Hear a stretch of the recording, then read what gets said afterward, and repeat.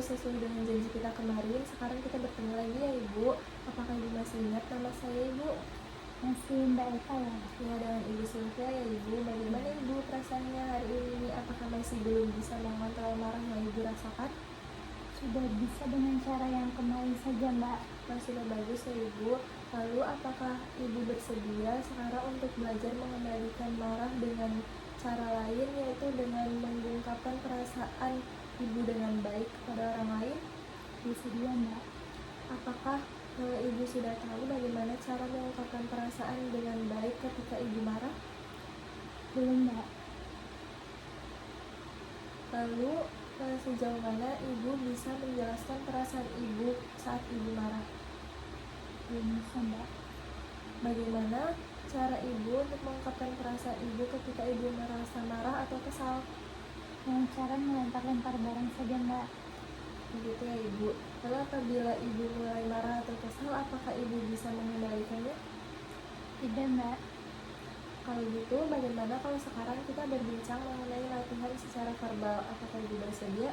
Sedia Mbak. Berapa lama Ibu mau berbincang-bincang dengan saya? Bagaimana kalau 15 menit? Apakah Ibu setuju? Setuju Mbak. Untuk tempatnya kita lakukan di sini saja. Apakah Ibu merasa nyaman Ibu? Nyaman Mbak. Baik, ketemu Ibu. Baik Ibu, latihan ini yaitu latihan mencegah marah dengan mengungkapkan marah secara verbal ya Ibu. Itu artinya menyampaikan perasaan marah dengan kata-kata, bukan dengan tindakan yang bisa menyakiti diri sendiri ataupun orang lain ya Ibu. Tujuannya yaitu agar Ibu bisa mengungkapkan rasa marah tanpa kekerasan fisik, lalu mencegah marah yang menumpuk dengan meledak, dan selain itu juga orang lain jadi memahami apa alasan Ibu marah serta tetap mempertahankan hubungan yang baik dengan orang lain Ibu. Nah, hal yang perlu Ibu siapkan yaitu Ibu bisa mempersiapkan diri Ibu dengan bersikap tenang Ibu. Baik Mbak. Nah, sekarang kita coba lakukan ya Ibu.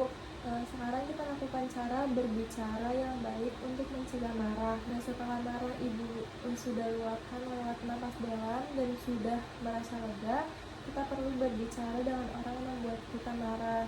Nah, caranya itu ada 3 ya Ibu. Yang pertama yaitu Ibu meminta dengan sopan, lalu bersuara dengan nada rendah dan tanpa ada kata kasar ya Ibu.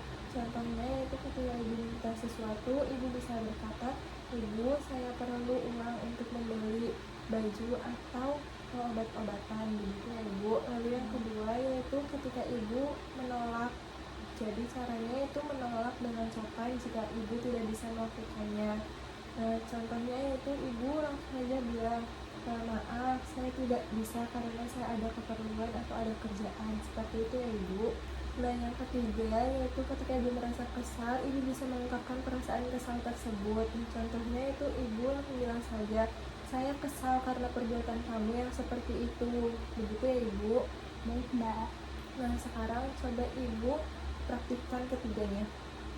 Yang pertama yaitu ketika kita meminta sesuatu, kita bisa bilang, "Ibu, saya meminta uang untuk membeli baju atau obat-obatan." Dan yang kedua, ketika kita mau menolak orang lain, kita bisa mengatakan, "Maaf, saya tidak bisa, saya sedang ada pekerjaan."